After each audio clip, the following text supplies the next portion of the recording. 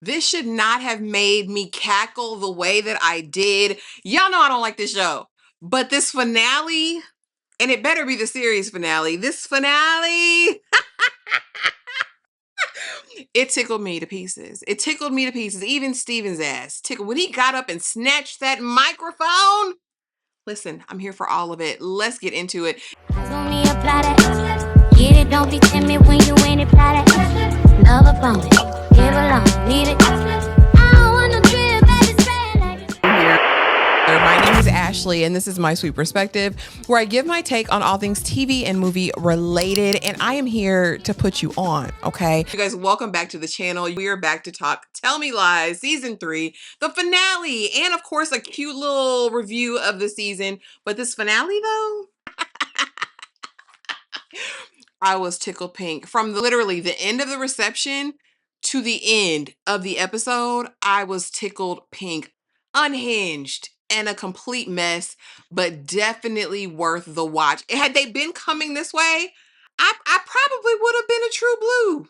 I probably would have been a true blue fan. But listen, let's get into it. What worked, what didn't work, all the things. Season 3 dragged on for me. And primarily because it felt so redundant. There's just a level of redundancy that we see. And I guess art imitating life, imitating art, all of the things. I get it. People get stuck in patterns and in situations. And in that way, it can be realistic. But for TV, it doesn't always play well. Me seeing Lucy repeatedly go down the same damn rabbit hole with the same monster after time, and then padding that with the worst decisions you can possibly make, at some point, we want our characters to grow. We want them to evolve. We want them to be better. We want all of those things. And while the finale didn't really, I don't see any evolution in Lucy, I did see a moment, finally, hopefully, of clarity. And that's why this needs to be the end of it. But you guys, it was toxic as hell. The dread, the buildup. I will say the end was worth it. There was a twist that I never saw coming. But Steven weaponizes his secrets. He wants control. Lucy trying to outgrow him, but something keeps calling her back every single time. Bree and Evan, because we're always flashing back from this tired wedding back to college, and Bree and her terrible personhood. Now, when she first said, "I'm a terrible person," we already knew she had gotten on to what Evan and Lucy had done, but I was like, there's got to be more to it. And it couldn't be just screwing Wrigley. It had to be something deeper. And finally, we got the answer. But the buildup was just so. Pippa and Wrigley, we know that that started out basically as pity because I want Wrigley to stay here in the land of the living. I'm going to be his girlfriend. I'm going to scratch his head when he's ailing. I'm going to be there for him to rub his shoulders and his back. That's what it gave. And Diana, of course, just coming into who she is, not really still framing and managing her life around Steven and all of these things, but finding some consolation and relief in Pippa ultimately. But it just didn't. It just made for repetition and foolishness, is what you felt. And I think it's really challenging when you have one real villain throughout the whole thing who's the biggest and the baddest, and there's never anyone that really becomes formidable. I think it makes it unfair after so many seasons, right? Oh, a season of that, fine. But we have to, at some point, there's got to be a character where he's going to meet his match, or life has to meet his match, or something. And I think we got there a little bit at some point. But basically, our clear arcs were, of course, Steven, he's the villain, he's the CEO, he's a mastermind, he's the baddest ever to do it. There's nobody badder than Steven. And he's just so damn charming that the girls can never say no. It just got old really fast. Lucy. Ain't no girls with Lucy. Lucy got a deeper kink this season, but that's all I see. And all I be wanting from characters is to see them grow and to see them emerge, for better or for worse. Can I just see some evolution? That's all I be wanting.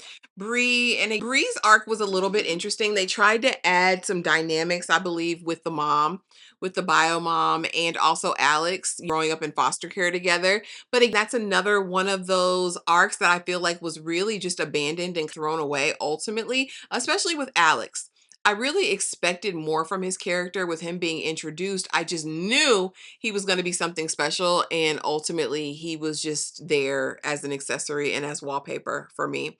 Pippa and Wrigley, we knew where that was going fast. He was falling for Bree all season, and Pippa was licking that box over there with Diane. That's just what it was. Diana aborted a mission this season, but got some autonomy and was letting the girls know, just leave Steven alone because he's not going to stop. And I'm sick of this friend group, so I'm going to be over here. I will let Pippa come and munch that box, but not for too long. And of course, separating from Steven, and I'm going to change my whole life plan because I can't be anywhere around him because he's that dangerous and he's that bad, right? Now, why this finale worked? Because it's what I've been wanting all season. I wanted an explosion. I wanted a reaction. I wanted bigger than big. I wanted it all to come out. And I wanted somebody other than Steven to be our big bad. And ultimately, I got that. We got it all in one location. We got the beautiful gowns of it all, and I loved it. So let's talk exclusively this finale and what happened. So we're at the wedding reception. We've already had the I do's, and we're just kikiing and doing all of the things. And of course, Steven is, because something's going on, and it's going to be a train wreck. But of course, we have to go back to the college days. So we know that last episode, Steven had given Lucy the drive, right? We also know that last episode, Bree had discovered that Evan and Lucy, that was the affair that he had, right? So Lucy is like, oh my gosh, Diana, they were having a conversation. Oh my gosh, you're not going to yell anymore, all because of Steven. She's like, it sucks, but I have to change my life. I'm going to Stanford. It's still Ivy League. I'll still be good, but I just cannot endure him. And Lucy gets all the power pack in her back, and she's like, I'm gonna fix this. There's the Yale mixer happening right now, conveniently. So Steven's there at the Yale mixer, and she sneaks in. I just can't let him see me, but let me get and talk to the head of admissions because, listen, something's got to give. So she goes and talks to the admissions lady. I don't want him to see me, but you admitted someone, Steven, and he's terrible. He's awful. He's an abuser. There was a car accident. He left somebody for dead. It was a mess. Oh my gosh, you have to do something. Of course she's not slick. Of course they didn't go into another room. So of course Steven sees. And immediately, what did you do? Get the hell out of here. What did you do? Don't listen to her, ma'am. She's an ex-girlfriend. She's a Looney Tune. She can't be trusted. And Lucy's like, oh God, I've been found out, all of these things. Next thing we know, Lucy sees herself, the video playing everywhere, all on campus. The video of her confessing to lying about being raped. It's everywhere. And so immediately she's like, Steven's ass. But my thing is, girl, you're a dummy. Why would you put that on? Why would you take that on anyway? Why would you go into that man's mixer and do that knowing you're not ready for the fallout? Knowing that he had anything on you? Why would you set yourself up like that? Lucy is demented. And this is the other thing for me with Lucy's character this season, because what the hell? Was it mental illness? It wasn't drug induced. I literally thought that she was being rugged. I did. There's no way she's popping up in strange places. You done told somebody. You must have released it yourself because I didn't release it. You must have had enough with yourself and know how miserable you are. And so that's when you released it. Did she do that herself? And so anyway, that's out and about. She thinks Steven's done it, and Steven is saying vehemently, no, if I would have did it, I'd be proud of it and I would show you. And so she's devastated. She's in her dorm room. But before that, mind you, she goes and talks to Pippa, and Pippa confesses that, listen, I have been munching on that box over there with Diana, and I was lying to Wrigley. He tried to break up with me, and I made him listen, all of thing. And the way they don't want to address that was abuse. I'm just as bad as everyone else. And you wear Pippa. Yeah, well, that was the truth. And then Lucy says, well, you know what? Well, I screwed Evan. What? You did what? I know, it was terrible. But you said, no, you're not my friend anymore. Get out of here, Lucy. Go to hell, Lucy. Get out of here. And immediately, I have nowhere to run, nowhere to hide. Let me go to Alex's apartment. Alex, like, you can't come in here. You can lie about a lot of stuff, but you can't lie about that. You don't lie about that, Lucy. I know, I'm terrible. I'm so bad. I'm sorry. And so she goes and locks herself in the dorm room. Meanwhile, Pippa is like, oh my gosh, I have all this information and I can't deal with you anymore. Bree was on the inside with Alex, and he's like, you know what? You don't know any of these people. And if you do find somebody that you can halfway trust, damn it, you only give them 70-80% of yourself. Don't give them nothing else because they won't know what to do with it. They don't know how to treat you. I've been giving way more of myself than that. I really wanted Alex to be super sinister. I really did. I wanted him to be something more. Maybe not sinister, but I wanted him to be something more than he ended up being in the show. And I just, I don't get it. We finally have that moment that we knew was inevitable with Wrigley and Pippa comes out. I think I'm gay. He's like, man, I turned you gay. And Wrigley, in true Wrigley fashion, was going to be accepting and loving of her and all of those things. I'm happy for you. I'm proud of you. All of the things. And then they get in this conversation around Steven. Steven just gets away with everything and no one ever does anything about it. Do you know he released that video of Lucy? He did what? Do you know Diana's not going to her school anymore because of him? Damn, Wrigley's, well, damn. And my thing is, Pippa, you haven't even handled your own stuff. So damn you trying to get somebody else to do something. Anyway, Wrigley wants to go, of course, and talk to Bree. And Bree is in there with Evan. They've decided to make it official and be together. And well, I know you were good after yesterday. I'm surprised you guys broke up or whatever. And so he instantly knows that he hooked up with Pippa. And she says, you will have angry sex or sad sex. She was sad. So I had sex with her. And so she's with Evan officially. And this is all back in the college days. I'm trying to think, is there anything else oh, Bree. Further Bree, right? She gets called into the office because Bree could get in here, Bree. We need to talk. And we have Lucifer and his wife and the other girl that Lucifer is screwing and Bree's birth mom done come in here because I don't want you to get in trouble. I don't want to get you kicked out of school.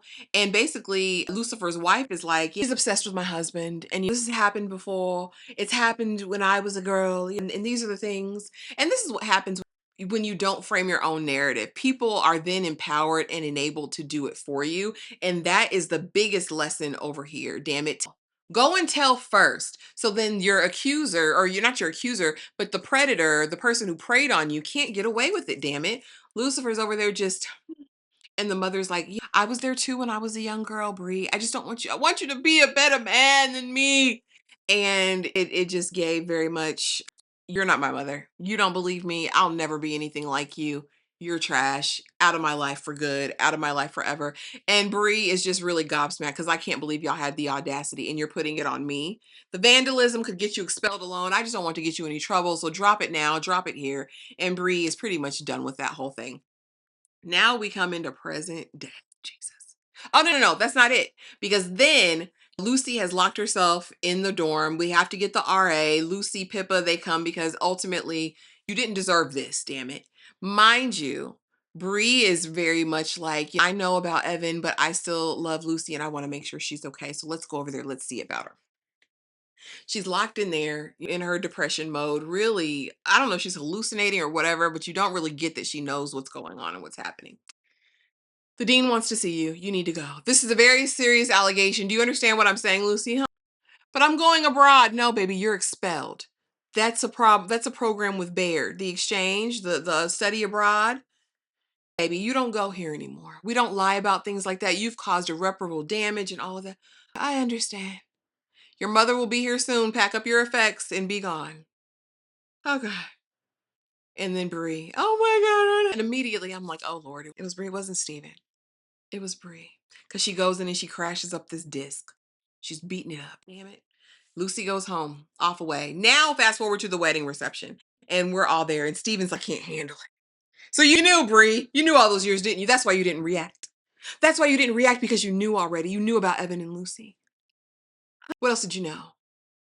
And Lucy's free of you and she'll never have to see you again, Steven. That's it. It was you. You ruined Lucy's life, not me. You did it. Let me get on the microphone. And let me let you get on the microphone because I'm calling security. Gets on the microphone. Did you know Evan slept with Lucy? And Bree knew about it because Bree's screwing Wrigley and Wrigley's screwing Bree. Mind you, Steven done broke up with old girl. Said he was just about messing with Lucy's head. Go on, get out of here. Leave. We're not together anymore. And so he's telling everybody's business. It's awful. Now, Lucy, wait for me outside. I'm pulling the car around. Be out there to meet me, girl. We're all we got. All these people are trash. Evan starts to attack Wrigley, and Wrigley's like, it's true. I'm screwing her. Bree's smiling because finally the truth is out and I can be happy. I don't know. Is this an annulment? Is this the fastest marriage? in history. It's just a spectacle. It's a mess. Evan lands face first in a cake, and that's what you get because you ain't have no business being over here. Pippa and Diana are like, all right, time to go. They're just like, please, let's go. And Lucy, if you carry your happy ass out there and get in that truck with Steven, there's no hope for you left. There is no hope. And Bree is like, don't go. If you go with him, it's over. We can't even be friends anymore. I knew, and I did that. But listen, it was an impulse. You pissed me off. I was mad. I'm the big bad with my haircut. I'm Tiffany Amber Thiessen. If you know Tiffany Amber Thiessen, this was foreshadowing. That haircut was foreshadowing the whole season. Anyway, how could I literally forget this? How could I forget to tell y'all that it was all damn Wrigley? And that's why Steven didn't get to go to Yale. I just had to throw that in there because my baby Wrigley really stayed and delivered, did what needed to be done. Yeah, I heard you were releasing corn. Yeah, good job, Wrigley.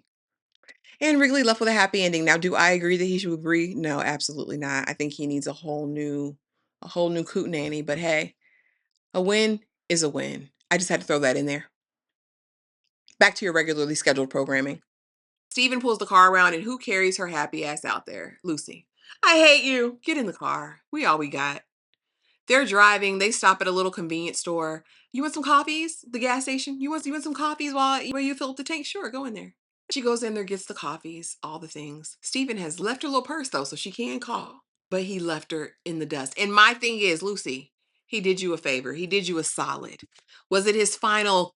I don't know, but at least you can be cut off from him and you never have to see him again. He admitted to Evan, I hate you, Evan. I've always hated you. I hated you for a long time. And now I can finally be honest and say it. This was freedom for me. This was resolution. This was every bit of I needed. Lucy, all she could do was laugh standing there at this gas pump with her bag on the ground. And I loved it. I loved every second of the last 10, 15 minutes of this episode. But you guys drop it in the comments. Don't forget, we will be live on Wednesday night to discuss all things Tell Me Lies. Myself and Tyra over at Struggle Review. So be sure to join us. Thank you guys so much for watching. Please be sure to comment, subscribe, do all of the things. And I will see y'all in the next video. Thanks for watching.